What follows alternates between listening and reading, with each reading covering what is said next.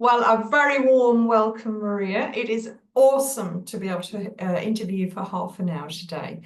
So on behalf of Judith and myself and the whole of the holistic therapist community, thank you for coming along to present today.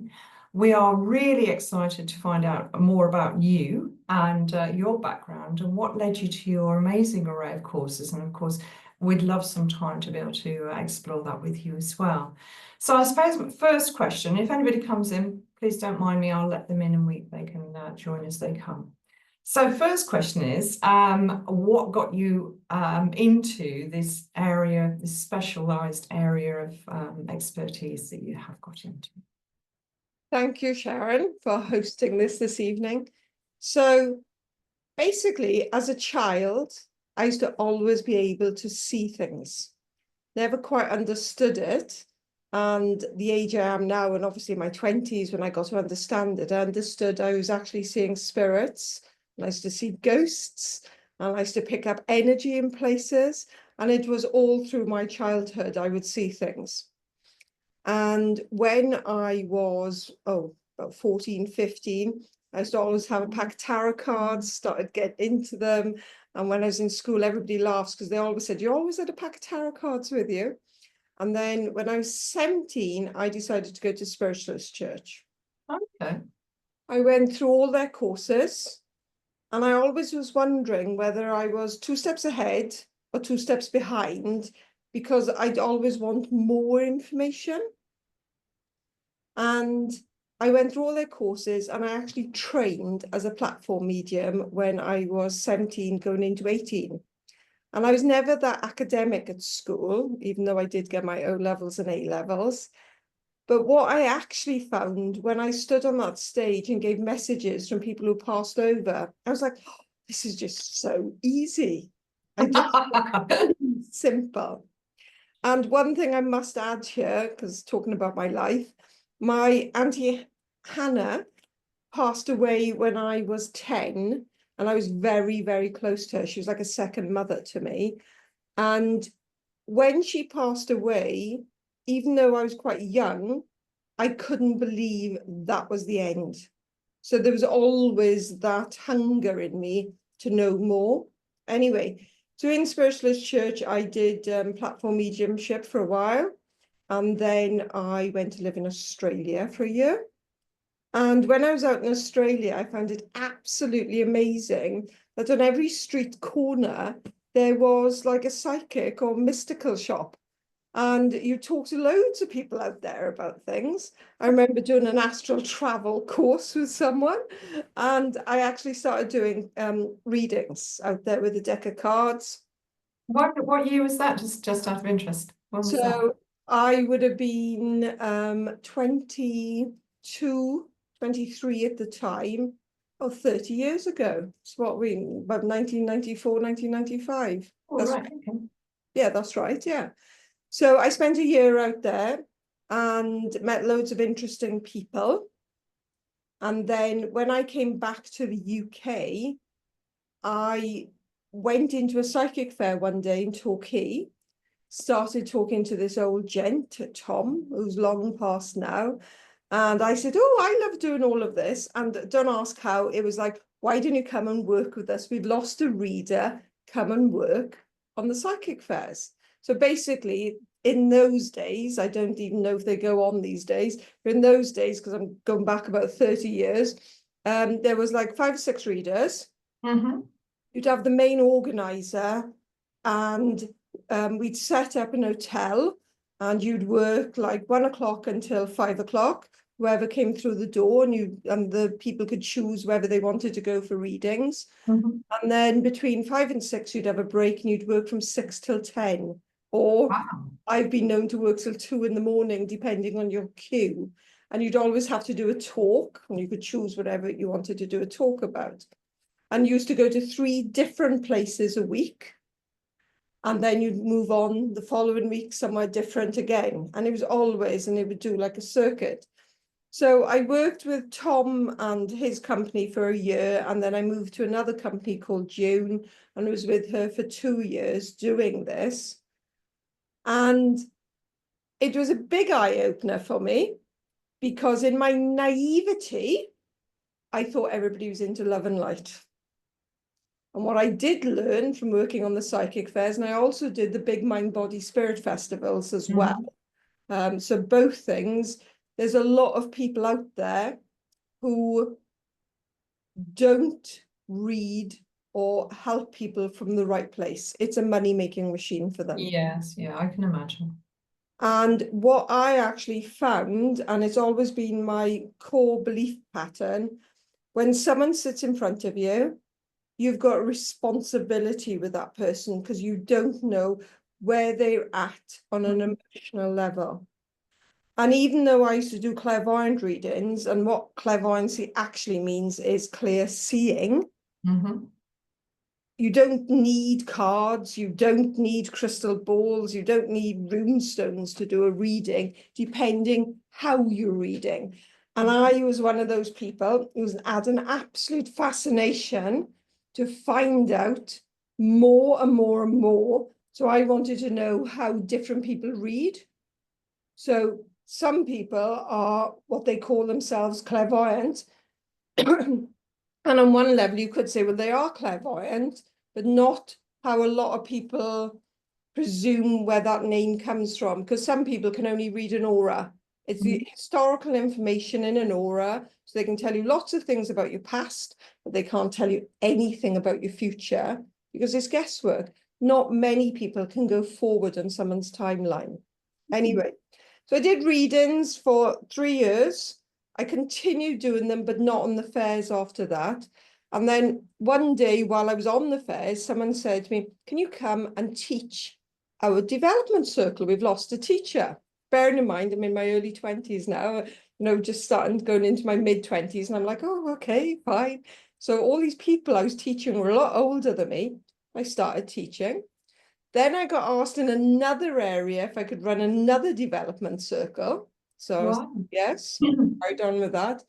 And then I actually opened Seren, a spiritual college, and co-founded the Atma College of Healing. So I used to teach healing, spiritual development, meditation, grounding, clearing, auras, connecting with your highest self, connecting with your highest guide, and basically different levels of classes. So this continued for a number of years, and then I decided to take a little bit of a break, and I went away and wrote my first book, which it was in the days where you couldn't self-publish and easily, shall we say, and I sent it to one publisher and didn't hear anything back from it. So one of my students took it over, and she actually got it ring bound in like a little A5 book and sold about 300 copies for me. It was in the days where I didn't think of doing much more with it. BBC Wales and BBC England also did a program on me, A Date with Destiny. So been on television, shall we say. And I always, since my early 20s, found my teachers, they say, and continued my own development. Anyway, fast forwarding a number of years, and I reached about 5,000 readings and stopped, because it was like I'd had enough of that, wanting to expand a little bit more further with the teaching and other things. And then I met my husband, and I had my child. And when my son was 2.5, my husband passed over. And it's a funny thing, because I'd actually seen his death. I always thought it was his father, not him. So I took a number of years out to make sure my son was stable, psychologically sound, and all of this. And I'm really happy to say he's now 15, going on 16, going on 50, shall we say? Oh, he's really sociable, got a really healthy attitude to death, and has always known how to clear energy, how to ground, and he's actually got a very, very natural, empathetic way with him, and magnificent healing energy, which hopefully in years to come he might do something with it. Yes, he wants to, because I'm a big believer, you've got to do it yourself. So My son is dyslexic, dyscalculia, dyspraxic, and I trained as a level 4 teaching assistant to understand all of this. Mhm. And because of all of this, we ended up moving for his education. And 7 years ago, when we moved, coming up 8 years now, I went and decided to go and train as a reflexologist, hence why the therapy comes into it. Because I've always loved reflexology. Amazing. And so I trained as a reflexologist. And for some of you who have heard of Kelly Hainsworth, it was literally just as I'd finished training, I ended up having a business mentor with her. And I said, oh, I want to go back into my courses and everything. And she said, why didn't you look to do them as CPD courses? So 2 of my main courses are auras and colours. And the amount of therapists I've had who've said either clients have seen colours or they've seen colours. So I teach one course so that they get an understanding of colours and what an aura is and all of that. But my favourite course, my absolute passion, is my clearing, grounding and protection course. And if I had my way, every man, woman and child in the entire planet would know how to clear themselves, because so many people take on other people's emotions and feelings and don't realize they're doing it, and then they get affected. You know, their emotions go up and down. And the thing is, if you knew how to clear, ground and protect, you can literally remain at a positive balance all the time. So that's another course I did. So that I had them CPD'd because I'm finding after, like, I'm 53 now, shall we say, and as time has gone on with the spiritual stuff, a lot of it, there's a lot of, I will say, nonsense out there, shall we say. So I wanted to make it accessible for anyone. It's a little bit, take away the fluff and nonsense from it all and explain it in a way that, even though you could say it's spiritual, I can actually give you the science behind it as well, because science is now catching up a lot with spiritual stuff. So it's interesting that there is the backing between the two. As someone once said to me, you're one of these realist mediums, she said. So I also have just started doing mini workshops on, so they're just like very much like an hour workshop on like guides, stress relief, chakras, positive mindset, meditation. And I did decide to put death in there as well, just in case someone actually wanted a further explanation of what happens when you die. And I also, you can tell if any of you have got ADHD, you might actually see some of the similar traits in me, because I'm 100 miles an hour with a lot of things. So Sharon was meant to ask me lots of questions this evening. Fine, I'm hearing you, and I am ticking off. Yes, we've mentioned this. Yes, that's true too. And what I love about you, Maria, is that you're actually a very grounded, sensible, enlightened, gifted, but experienced person. And at the end of the day, you're very real. You're a fabulous mum. You're a really great person to be around. And I think you can offer so much to people. I agree with you with some of your courses, and it might be something that people have not even contemplated even looking at. It's just not been in their scope. So I really hope whoever's watching this just gives it a thought, because the mini courses that you've just started, I think that's a brilliant idea, because it gives people a taster. So sorry, just say those slowly again. So your new ones. So what I've done is, it's actually stress relief. So it's explaining the theory about why people get stressed, giving you different exercises. I actually did it this morning. It went very well. And giving you different exercises. So everybody's got at least 2 to 3 favorites. And we actually, it's interactive, so that everybody tries them and can have a little bit of feedback to notice how they feel. Then the next one is positive mindset. So it's explaining, again, I'm big into the theory, because if you understand why something is affecting you or why you would do something, rather than someone telling you to do it, It Mm. gives you more insight into yourself. So And control. mindset actually fine-tunes what you need to move forward in life, to have more clarity and more positivity. Brilliant. The third is meditation, explaining all the different ways that you can meditate, and then giving you a couple of tips on how to meditate. Because a lot of people, I do find this remarkable when people say, oh, well, you need to sit down now and quieten your mind.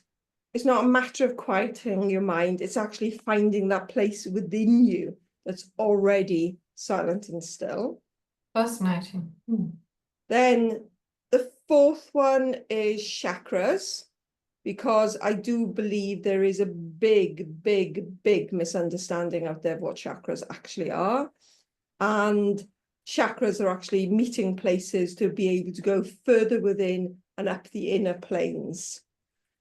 And the fifth one is guides. So it explains about guides on all levels, because people talk about guides, but they haven't really got the understanding of guides and how signs work and how higher guidance works and all of that.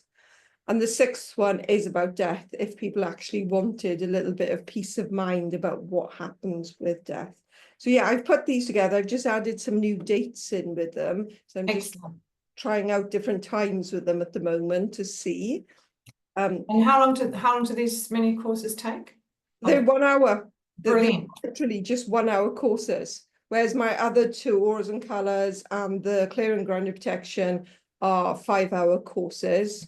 Oh, and I do teach a third course, forgot about that one, because that's been ongoing for the last 4 or 5 years now, which is spiritual development. Okay. Depending where someone is at, some people can join it depending where they're at. And the other thing I will show you, which I've done, is my Spirit Wellbeing cards. I was going to ask you about your shop. So if anybody's listening to this, Maria's got the best shop. It is, I love your products. I think they're absolutely gorgeous. I really do. When I very first saw them in Love Reflexology, that's where I noticed them. And you were displaying all of your new things, and when they were coming out, I just thought they were the most beautiful things. I think they'll be fabulous for even for children's bedrooms too. Get them there whilst they're small. And I definitely have one in my clinic, no doubt about it.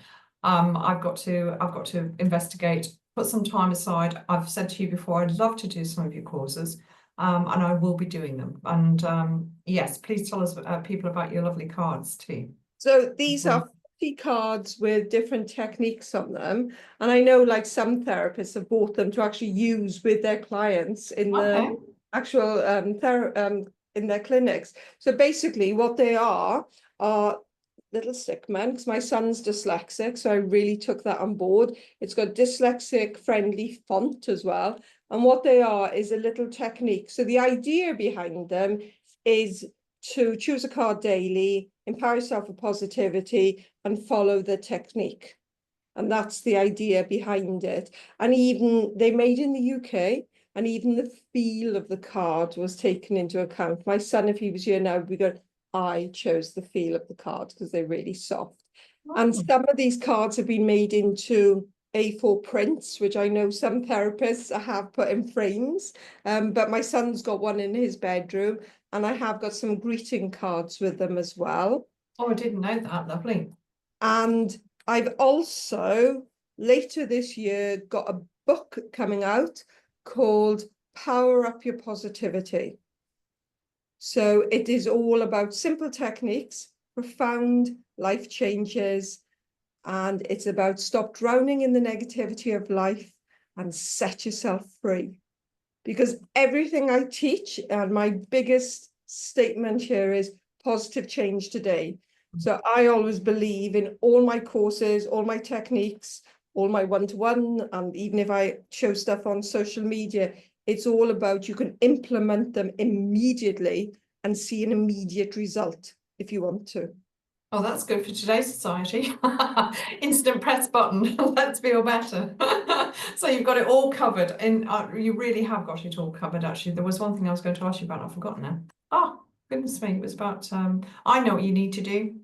I put a request in. I'd like a calendar Calendar, okay, yes. for the year. Yes, I will take that into account. And the other thing I will tell you, sorry, making me think now, I do, if any of you live in Wales, especially South Wales or West Wales, I do hold wellbeing fairs. So the next one is May the 10th in Llandilo, May the 31st in Brecon. And basically with the wellbeing fairs, I get therapists in to do taster sessions. And we also have stands selling holistic products. And we also offer free talks. So I always do a talk, but I get a couple of the other therapists, and it's all to do with positivity and helping people to relax, calmness and that. And the talks are always free. Gorgeous, excellent. So people can actually contact you if they would like to join in and have a stall with you there. So basically my website is spiritwellbeing.co.uk or spiritwellbeing.com. Got both domains. I did. Oh, okay. Anyway, yeah, but it's spiritwellbeing.co.uk. And if you actually go on my website, there is lots of blogs as well with lots of little different techniques. And there's actually a free meditation for increasing positivity as well that you can sign up and hear on my newsletter. And I send a newsletter out once a month with different little techniques and tips as well. And my social media, there's links on my website to my social media as well. But my company, well, you can see the sign behind me. Lovely. Spirit Wellbeing, look. Gorgeous. So when do you actually sleep? yes.